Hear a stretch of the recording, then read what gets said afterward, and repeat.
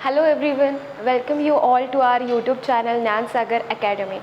सो आज हम स्टार्ट करने वाले हैं आपका science part 2 of class 10 SSC में से third chapter that is life processes in living beings का पार्ट 2।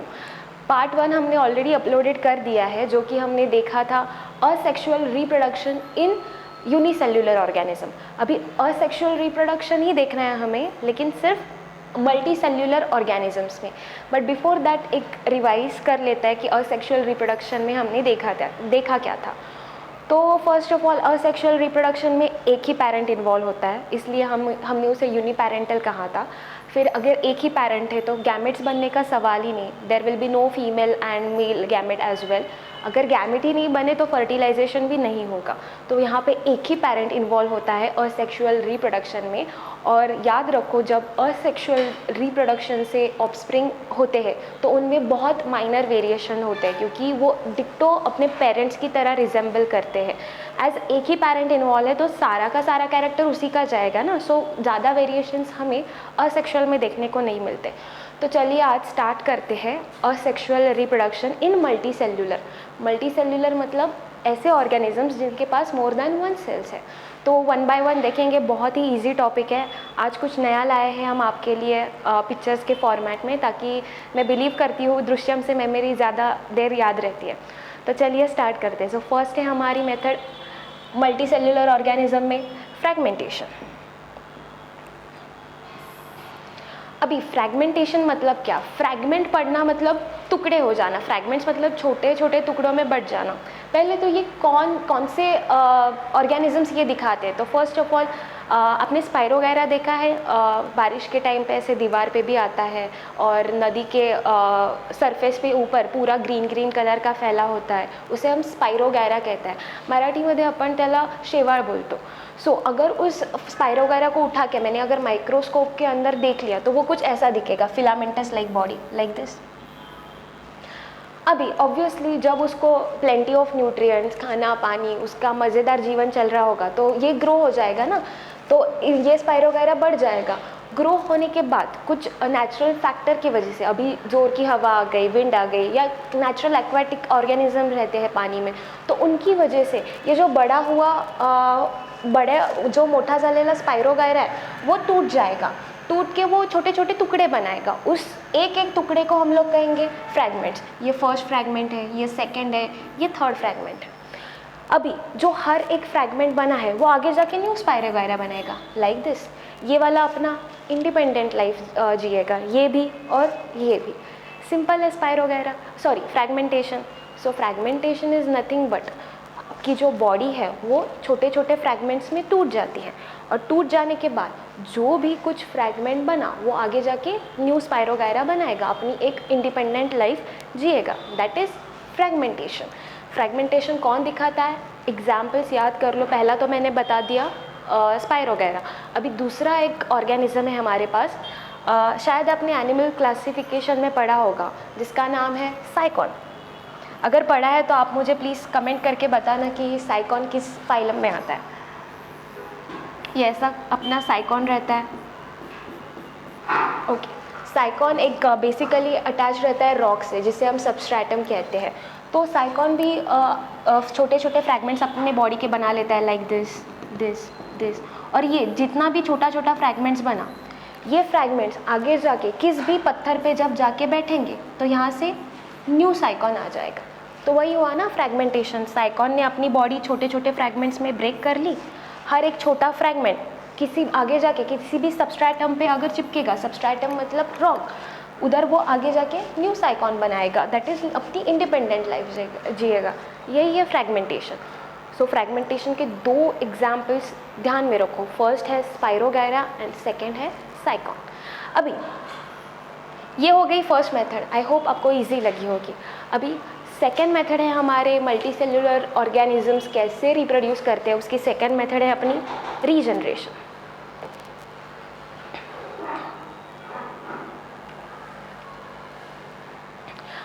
रीजनरेशन, अभी रीजनरेशन बताने से पहले मैं डायरेक्टली एग्जाम्पल से स्टार्ट करती हूँ। हमारे पास रीजनरेशन दो टाइप्स के हैं। पहले तो है फुल रीजनरेशन और दूसरा है लिमिटेड रीजनरेशन। पहले देखते हैं कि लिमिटेड रीजनरेशन क्या होता है। सबने वॉल लिज़ार्ड तो देखी होंगी कभी ना कभी, तो किसी बहुत लोगों को तो डर भी लगता है, मुझे भी डर लगता है। सो वॉल लिज़ार्ड क्या करती है, आपने पता होगा नहीं होगा, I don't know, but emergency situation में, मतलब आपने उसको मारते वक्त उसकी टेल को काट दिया, या स्लाइडिंग से जाते वक्त ज़ोरदार स्लाइडिंग आपने उस पर गिरा दी तो उसकी टेल कट जाती है, लेकिन उसको कुछ फ़र्क नहीं पड़ता अगर टेल इधर से कट भी गई यहाँ से, तो उसको कुछ फ़र्क नहीं पड़ने वाला, क्योंकि उसके पास एक बहुत ही अमेजिंग कैपेबिलिटी है कि ये लिज़ार्ड अपनी टेल फिर से ग्रो करवाएगी, लाइक दिस। तो उसे ही बोलते हैं हम रीजनरेशन। लेकिन यहाँ पे ये जो टूटी हुई टेल है, अगर आप कहोगे तो कहोगे कि इससे फुल लिज़ार्ड आएगा क्या? नहीं, इससे फुल लिज़ार्ड कभी भी नहीं बन सकता, लेकिन ये लिज़ार्ड अपनी टूटी हुई टेल फिर से बना सकती है। दैट्स वाई इस टाइप के रीजनरेशन को हम लोग कहते हैं लिमिटेड रीजनरेशन। टेल टूटी तो पूरी टेल बना ली, यहाँ तक। अभी अगर नेक्स्ट देखें हमारे पास फुल रीजनरेशन, तो फुल रीजनरेशन में हमारे पास एग्जाम्पल है प्लानेरिया।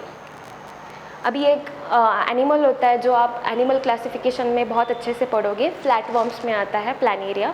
प्लानेरिया इस शेप का दिखता है। अभी आप 2 मिनट में फ़र्क समझ जाओगे कि लिमिटेड रीजनरेशन और फुल रीजनरेशन में फ़र्क क्या है। एग्जाम्पल समझ लिया फुल रीजनरेशन का, Planaria.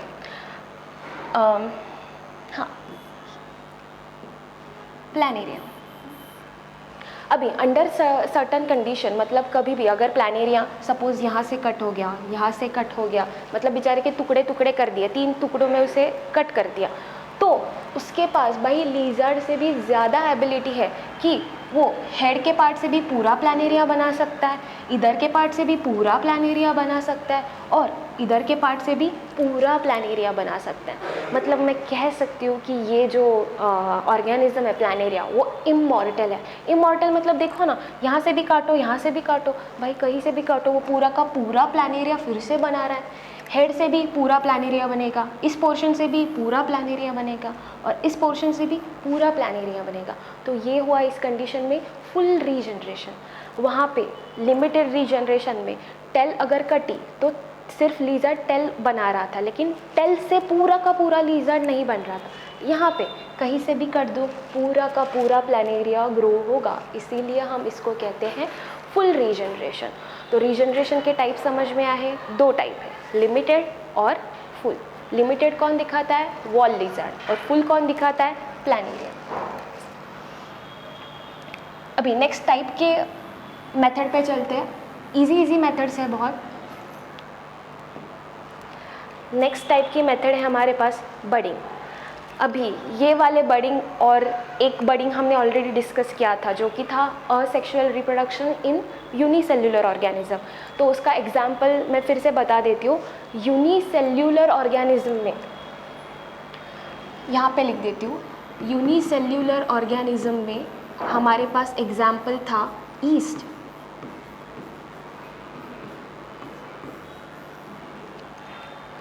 East it is a unicellular fungus, वो भी बडिंग टाइप का रिप्रोडक्शन दिखा रहा था।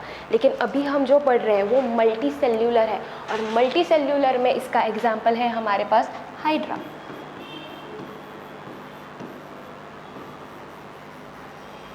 हाइड्रा मल्टी सेल्युलर ऑर्गेनिज्म है, जो कि किस टाइप का रिप्रोडक्शन दिखाता है? बडिंग की तरह। अभी हम देखेंगे क्या होता है, कैसे होता है, बहुत ईजी है। तो बेसिकली हाइड्रा कुछ इस तरह से दिखता है, लेकिन मैं डायग्राम हाथ से बनाऊंगी, क्योंकि बायोलॉजी में जब तक हाथ से नहीं बनाओगे तब तक ज़्यादा याद नहीं रहेगा, ऐसा मेरा मानना है। सो पहले बनाते हैं हम अपना हाइड्रा। ये इसके ऊपर शेंडी लाइक स्ट्रक्चर है ना, इसे हम टेंटैकल्स कहते हैं। डोंट वरी, इसको भी डिटेल आप लोग पढ़ोगे एनिमल क्लासिफिकेशन में। तो अभी ये हाइड्रा है, ये इसकी बॉडी है। अभी बॉडी का ये जो आउटर सरफेस है, क्या मैं इसे बॉडी वॉल कह सकती हूँ? बॉडी वॉल क्या है? Outer surface of hydra. जो हाइड्रा की बॉडी है उसका आउटर सरफेस, उसे हम कहेंगे बॉडी वॉल। अब इस जो बॉडी वॉल है ना, उधर रहते हैं रीजनरेटिव सेल्स। यहाँ पे बॉडी वॉल पे रहते हैं रीजनरेटिव सेल्स। ये रीजनरेटिव सेल्स का काम क्या है? वो रिपीटेड डिवीजन करते जाते हैं, और अगर रिपीटेड डिवीजन वो रीजनरेटिव सेल्स करेंगे तो यहाँ पे बहुत सारे सेल्स आ जाएंगे ना, और ऐसा बल्ज आ जाएगा, आउटग्रोथ आ जाएगी। और जब कभी बायो में बल्ज या आउटग्रोथ आता है तो हम उसे कहते हैं बड। क्या हुआ? Body wall of Hydra contains regenerative cells. That regenerative cells undergoes repeated division and due to which a bulge or outgrowth occurs, which we called as bud. अभी इस bud से ही आगे जाके हमारा नया हाइड्रा बनने वाला है. कैसे? Like this.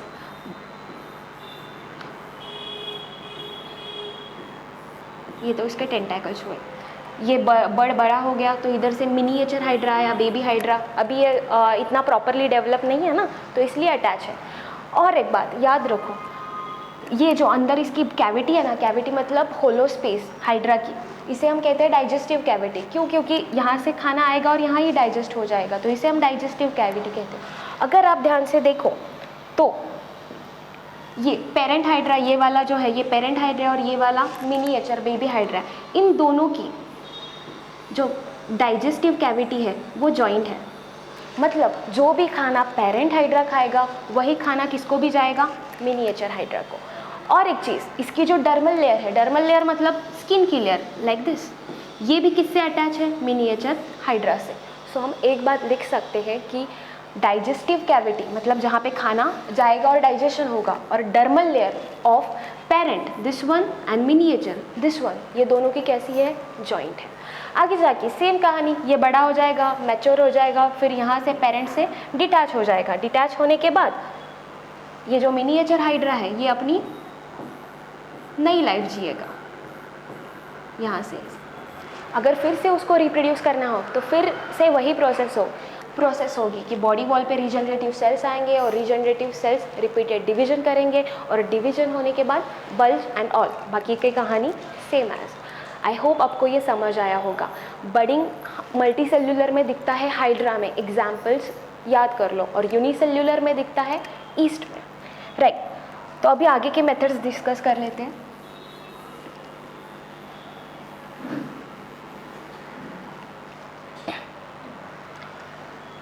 आगे है हमारे पास वेजिटेटिव रिप्रोडक्शन. बहुत ही इजी. पहले आप बोलोगे कि असेक्सुअल रिप्रोडक्शन प्लांट्स में होता है. हाँ जी होता है. और सेक्सुअल रिप्रोडक्शन वो भी होता है, वो अगले पार्ट में डिस्कस करेंगे. उसके लिए सेक्सुअल रिप्रोडक्शन के लिए यूनिट है हमारे पास फ्लावर. कैसे होता है बहुत ही डिटेल अच्छे से हम नेक्स्ट पार्ट में कवर करेंगे. अभी देखते हैं असेक्सुअल रिप्रोडक्शन. तो असेक्सुअल रिप्रोडक्शन किस पार्ट से होता है? कभी भी आप अगर ट्री को देखो, अगर कोई भी एक प्लांट देखो लाइक दिस, सब रेड कलर से ही बना रही हूँ मैं, इट्स ओके. सो कभी भी अगर आप ट्री देखो तो ट्री में क्या क्या पार्ट्स दिखाई देते हैं आपको? रूट, स्टेम और लीव्स. रूट, स्टेम, लीव्स, इन सब से पूरा का पूरा प्लांट बन सकता है, पूरा का पूरा प्लांट रिप्रोड्यूस हो सकता है. एंड रूट, स्टेम, लीव्स और बर्ड्स, इनको हम कहते हैं वेजिटेटिव ऑर्गन. और वेजिटेटिव ऑर्गन से जब पूरा का पूरा प्लांट बनता है तब हम उसे कहेंगे वेजिटेटिव प्रोपैगेशन हो गया. अभी ये बर्ड क्या है ये बता देती हूँ. सपोज ये आपका स्टेम है और यहाँ से लैटरल ब्रांच आई हुई है, यहाँ से एक लीफ है, यहाँ पे एक छोटा सा बर्ड आता है, एक आउटग्रोथ आती है जिसे हम की बर्ड कहते हैं. स्टेम और लैटरल ब्रांच के इंटरसेक्शन में छोटा सा बर्ड आता है, वहाँ से आपने देखा होगा कई बार कि वहाँ से न्यू लीफ वगैरह आते हैं, तो दैट इज़ बर्ड. तो 4 ऑर्गन्स हमने स्टडी कर लिया. पहला था यहाँ पे लिखा है रूट, स्टेम, लीफ, बर्ड. ये सारे के सारे ऑर्गन्स कैसे हैं? Vegetative organ. और इन ऑर्गन से नया प्लांट आ सकता है. कैसे? एग्जाम्पल की हेल्प से देखेंगे. एग्जाम्पल में बहुत ईजी हो जाएगा. अभी पहला एग्जाम्पल देखते हैं हम अपने बर्ड का. पोटैटो पे देखिए छोटे छोटे ऐसे होल्स होते हैं जिसे हम आईज ऑफ पोटैटो कहते हैं. मराठीमध्ये त्याला मोड म्हणतात, मोड आले बटाट्याला. तो उधर इंग्लिश में हम उसे बर्ड्स कहते हैं. The eyes of potato are called as buds. उधर से देखो पूरा का पूरा प्लांट आ रहा है, तो हो गया ना वेजिटेटिव प्रोपैगेशन. देखो वेजिटेटिव प्रोपैगेशन मतलब रूट, स्टेम, लीफ, बर्ड, ये 4 ऑर्गन में से पूरा का पूरा प्लांट रेडी हो जाना, इसे कहते हैं वेजिटेटिव प्रोपैगेशन. बर्ड से हो गया, हमने देखा. अभी नेक्स्ट एग्जांपल देखते हैं लीफ से. लीफ से क्या पूरा का पूरा प्लांट रिप्रोड्यूस हो सकता है? यस. ये एग्जांपल है ब्रायोफाइलम. ये पूछ देते हैं ब्रायोफाइलम. ये ब्रायोफाइलम की लीफ है. अगर आप देखो तो ऐसी लीफ रहेगी, इधर बना देती हूँ.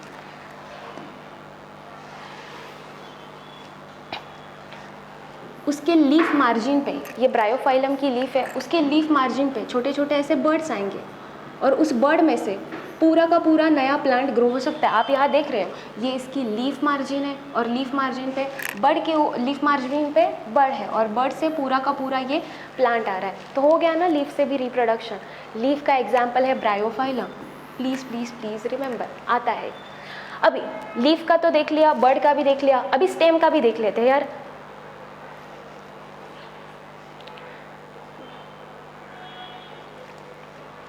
ओके, सो स्टेम का बेस्ट एग्जांपल है अपने पास शुगर केन और लॉन ग्रासेस। ग्रासेस तो सबको पता होगी ना।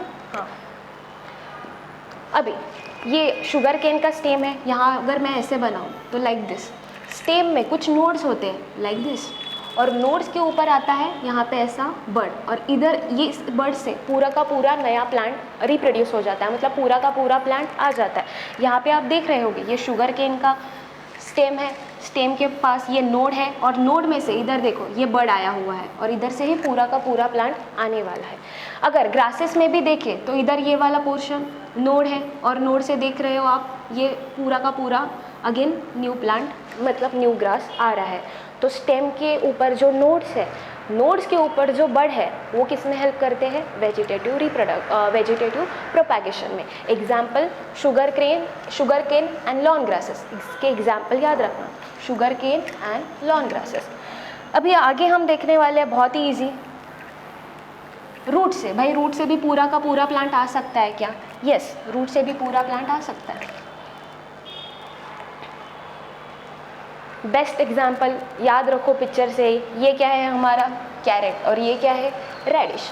सो अगर कैरेट को मैंने पॉट में लगा दिया तो उधर से प्लांट आएगा क्या? यस। रेडिश को मैंने पॉट में लगा दिया, उसको अच्छे से पानी वगैरह डाला तो आएगा क्या पूरा प्लांट? हाँ यस आएगा।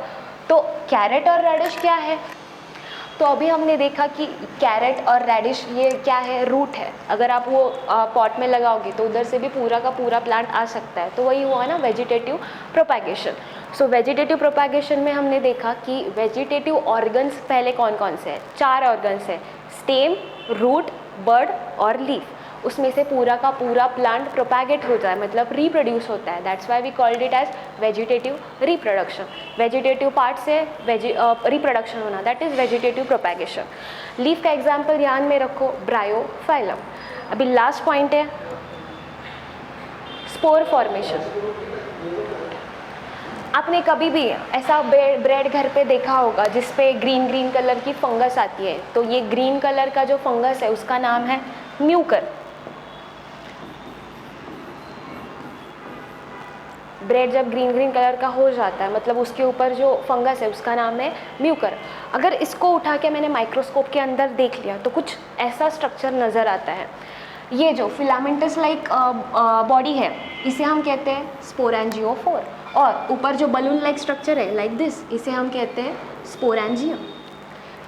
फिलामेंटस धागा लाइक थ्रेड लाइक बॉडी है स्पोरेंजियोफोर, और ऊपर का जो गोला स्ट्रक्चर है वो है हमारा स्पोरेंजियम। स्पोरेंजियम के अंदर प्रेजेंट होते हैं बहुत सारे छोटे छोटे स्पोर्स लाइक दिस। अभी ये जब स्पोर्स जर्मिनेट हो जाते हैं मतलब बड़े हो जाते हैं, डेवलप हो जाते हैं, तो ये स्पोरेंजियम है वो बर्स्ट हो जाएगा। बर्स्ट होने के बाद उसके अंदर से क्या निकलेगा? ये सारे छोटे छोटे पोर्स। और ये पोर्स जब कभी भी अगेन किसी मॉइस्ट जगह पे, सपोज इधर दूसरा ब्रेड पड़ा है उसके ऊपर अगर ये स्पोर्स बैठ गए तो उधर भी ये पूरा का पूरा फिर से वापस जर्मिनेट कर जाएंगे। That is spore formation. Spore formation कौन दिखाता है? एग्जाम्पल याद रखो, दैट इज म्यूकर, यहाँ पे लिखा है। तो अभी हमने कंप्लीट किया आपका sexual reproduction in multicellular organisms के 5 मेथड्स। पहला था फ्रैगमेंटेशन, दूसरा था रीजनरेशन, थर्ड था बडिंग, फोर्थ था वेजिटेटिव प्रोपैगेशन और फिफ्थ था स्पोर फॉर्मेशन। उसके एग्जाम्पल्स याद